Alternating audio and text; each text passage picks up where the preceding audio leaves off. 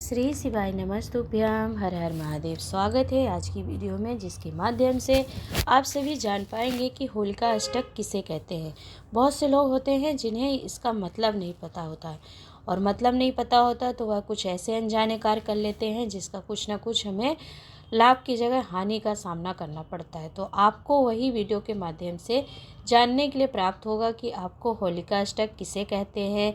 इस समय पर भूलवश कुछ कार्य होते हैं जो आपको नहीं करना चाहिए, उसके कारण आप जानेंगे।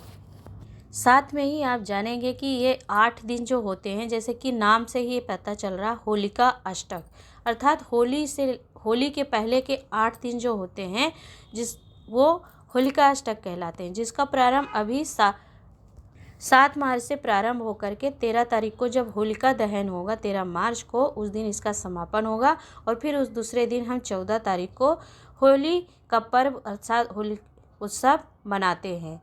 तो यह आप समझेंगे कि होलिका अष्टक 8 दिन का ही क्यों है। जैसे पंचक होता है, 5 दिन विशेष होते हैं, उनमें कुछ शुभ कार्य नहीं किए जाते, परंतु कई 13 तरह के पंचक होते हैं, जिसमें कुछ पंचक शुभ कार्य फलों की भी प्रदान करने वाला होता है, तो उनमें श्रेष्ठ और उत्तम कार्य किए जा सकते हैं। लेकिन कुछ पंचक होते हैं जो शुभ फल शुभ परिणाम प्रदान नहीं करते हैं, तो नहीं किए जाते।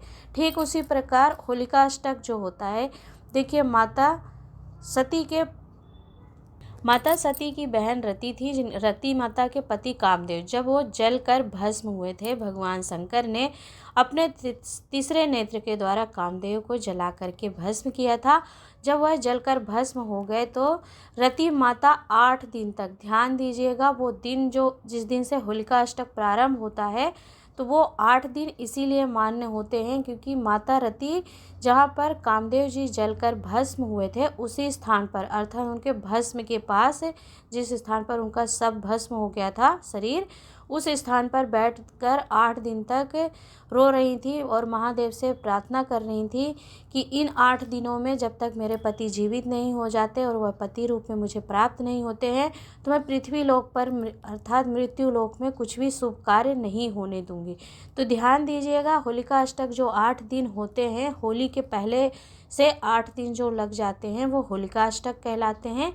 तो लोगों को यह नहीं पता होता कि होलिका अष्टक क्या है, क्यों 8 दिन का है, कि सिर्फ नाम है होलिका अष्टक। तो इसका कारण यही है कि माता रति 8 दिन तक उनके सबके पास, अर्थात अपने पति देव कामदेव के पास रो रही थी बैठकर। और फिर देव अधिदेव महादेव से जब उन्होंने प्रार्थना करा, तो महादेव ने कहा कि कामदेव आम के पल्लव में छुप करके बाण छोड़े थे, इसीलिए मुझे क्रोध आया और मैंने उन्हें जला करके भस्म कर दिया।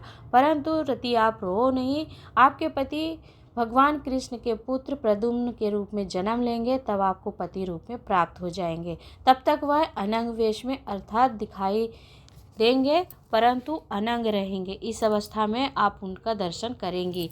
तो यह थी इसका महत्व कि होलिका अष्टक किसे कहते हैं। तो अष्टक से मतलब यही है कि 8 दिन माता रति कामदेव जी जहाँ जिस स्थान पर जलकर भस्म हुए थे और वह मृत्यु लोक में कुछ भी शुभ कार्य नहीं होने दी थी, वो 8 दिन ही यह होलिका अष्टक कहलाते हैं।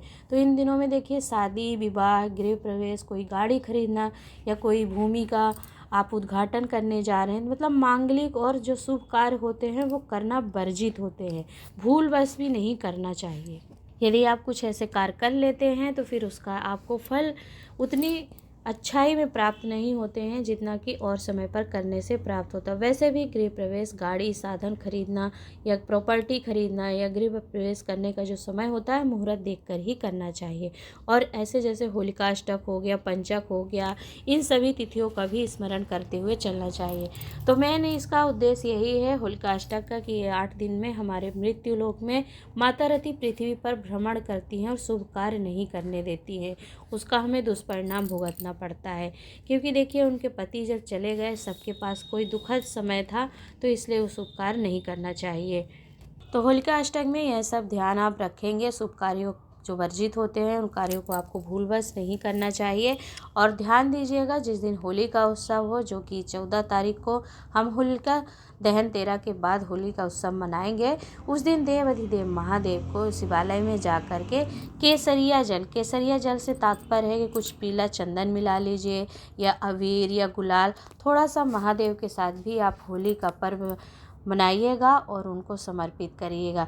एक लोटे जल में थोड़ा सा इत्र या तो चंदन या फिर गुलाल कुछ मिला करके आप उन्हें समर्पित करिएगा, जिससे जीवन भर आपके जीवन में भी रंग रहे और आपको सभी शुभ फलों की प्राप्ति हो। क्योंकि कामदेव जी का स्थान भी शिवलिंग में होता है। शिवलिंग जहाँ पर रखा होता है उस स्थान पर माता रति और कामदेव का भी एक दिन वर्ष में अनंत त्रयोदशी होता है, उस दिन पूजन किया जाता है। तो यदि आप समर्पित करते हैं तो वह जल उन्हें भी प्राप्त होता है और उनको भी शीतलता प्राप्त होती है। शंकर भगवान के ऊपर चढ़ाए गए केसरिया जल या फिर गुलाल मिलाकर या चंदन मिलाकर यदि आप जल चढ़ाते हैं तो प्रयास करना एक छोटा सा उपाय है। होलिकाष्टक किसे कहते हैं आपने जाना।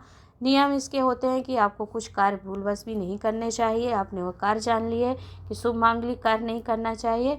और होलिका उत्सव पर अर्थात होली के पर्व कर देव अधिदेव महादेव को एक लोटे जल में चंदन मिलाकर गुलाल मिलाकर अवश्य समर्पित करिएगा, जिससे आपके जीवन में भी पूरे वर्ष भर रंग भरे रहें। प्यार के, उत्साह के, भावनाओं के, विचारों की शुद्धि का विचार आदि आता रहे और वो रंगीन बने रहें। ऐसे ही आपको जल समर्पित करना है इसी भाव से। तो आशा करती हूँ कि वीडियो आपके लिए उपयोगी लाभप्रद रहा होगा, कुछ थोड़ा बहुत आप जान पाए होंगे। वीडियो को लाइक एंड शेयर ज़रूर कीजिएगा, साथ में चैनल सब्सक्राइब कर लीजिएगा। मिलती हूँ एक नए उपाय नई जानकारी के साथ, तब तक के लिए हर हर महादेव, नमः शिवाय।